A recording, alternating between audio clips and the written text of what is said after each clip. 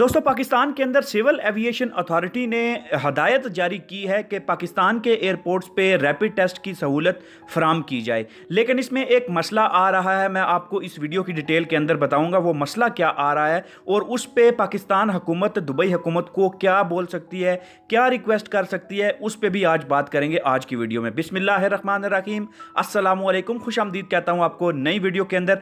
आज की वीडियो में डिटेल देंगे आपको उस खबर के हवाले से जिसको लेके मसला बन रहा है कि पाकिस्तान के अंदर अगर ये नहीं है तो ऐसा कर लें, ऐसा नहीं है तो वैसा कर लें। ये सूरत हाल अभी पैदा होने जा रही है।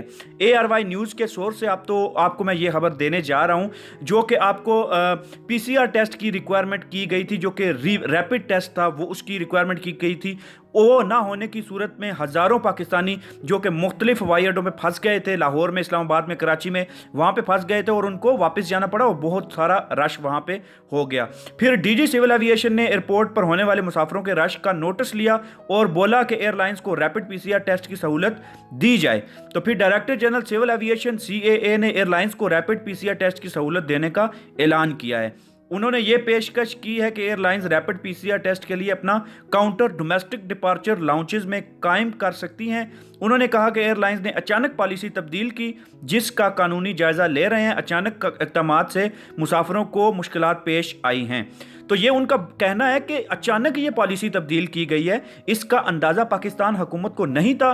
पाकिस्तान हुकूमत पे इल्ज़ाम ना लगाया जाए, ये अचानक पॉलिसी तब्दील की है और इसके खिलाफ हम कानूनी इक़दामात कर रहे हैं कि ये ऐसा क्यों किया गया है। CAA ने अपने हाथ में लिखा है कि दुबई ने मुसाफिरों के लिए 6 घंटे में रैपिड PCR की शर्त आयद की थी। पाकिस्तान में इस वक्त रैपिड PCR टेस्ट की सहूलत मौजूद ही नहीं है। अलबत्ता रैपिड एंटीजन टेस्टिंग की जा सकती है। ये एक और टेस्ट है जिसको कहते हैं रैपिड एंटीजन टेस्टिंग। तो ये सहूलत पाकिस्तान के अंदर मौजूद है। लेकिन हाथ में एक और बात भी कही गई है, वो बड़ी इंपॉर्टेंट है।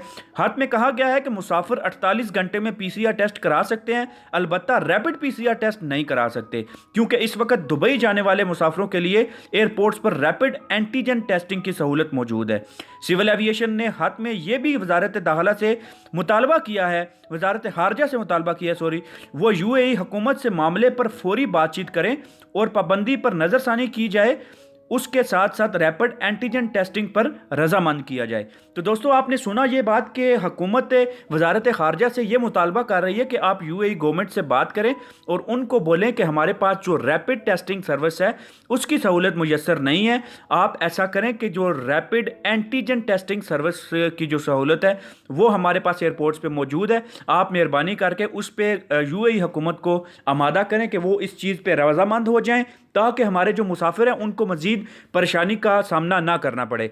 हम तो अपनी हुकूमत को कोस रहे थे कि ये चीज़ एकदम से इनको तैयार नहीं किया, कोई इंतज़ामात नहीं किए, लेकिन अभी ये बात खुल के सामने आई है कि ये हुकूमत के जो एयरलाइन है उन्होंने अचानक पॉलिसी में तब्दीली की है। इसकी वजह से ये मुश्किलात पेश आई हैं मुसाफिरों को। इंशाल्लाह पाकिस्तान सिविल एविएशन अथॉरिटी कोशिश कर रही है और वजारत खारजा भी कोशिश कर रही है कि हमारे लिए कुछ ना कुछ बेहतर हो सके।